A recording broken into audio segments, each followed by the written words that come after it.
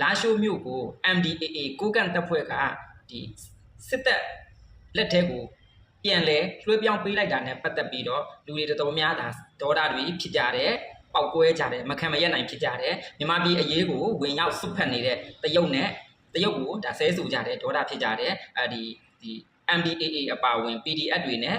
တော်လန်ရေးတပ်ဖွဲ့တွေအများကြီးစုပေါင်းအသက်တွေအများကြီးပေးဆက်ပြီးတော့မှတိုက်ယူထားတဲ့မန္တလေးမြို့ကိုပြန်လဲစစ်တပ်လက်ထဲကိုပြန်လဲပေးလိုက်ရကောင်းလားဆိုပြီးတော့မှလည်း MDAA ပေါ်ဒါအများမြန်မာပြည်လူထုအများစုကဒါစိတ်ဆိုးကြတယ်ဒေါသတွေထွက်ကြတယ်အဲ့ဒီတော့ MDAA ကိုကန်တပ်ဖွဲ့ကဒီတိုက်ပြီးကမှဘာအတွက်ကြောင့်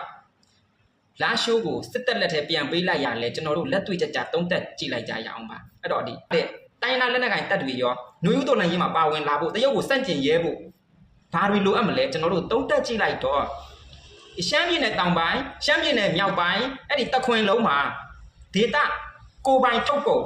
ဘာမှမရှိဘူးစေဝါစားစရာရိတ်ခါလျှက်စစ်အသုံးဆောင်ပျက်စီးနေ့စဉ်အခြေခံလူသုံးကုန်ပျက်စီး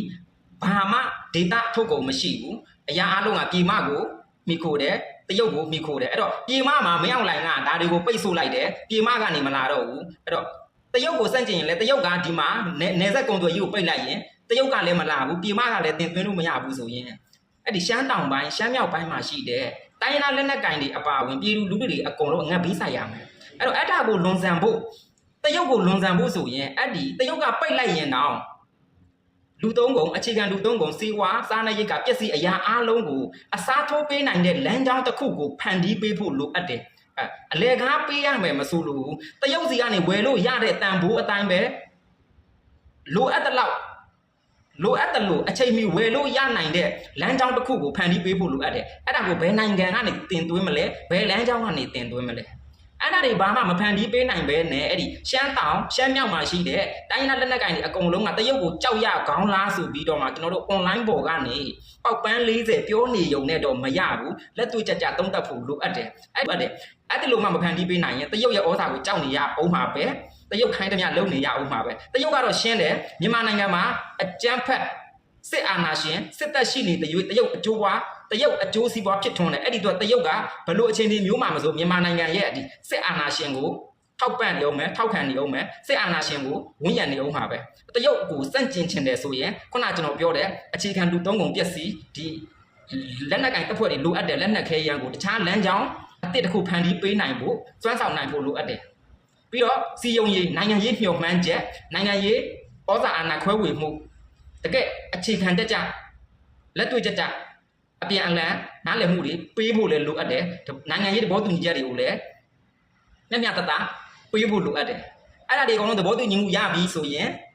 ခုနကကျွန်တော်ပြောတဲ့စားနဲ့ရိတ်ခါလူသုံးကုန်ကိုဘယ်လမ်းကြောင်းကနေတင်သွင်းပေးမလဲဘယ်လိုအစားထိုးပေးမလဲတာဝန်ယူတာဝန်ခံမှုရှိရင်အဲ့ဒီရှမ်းတောင်ရှမ်းမြောက်မှာရှိတဲ့တိုင်းနာလက်နက်ကိုင်အဖွဲ့တွေအကုန်လုံးနူးတော်လှန်ရေးထဲမှာပါလာမယ်ဆိုရင်ကျွန်တော်ဒီတော်လှန်ရေး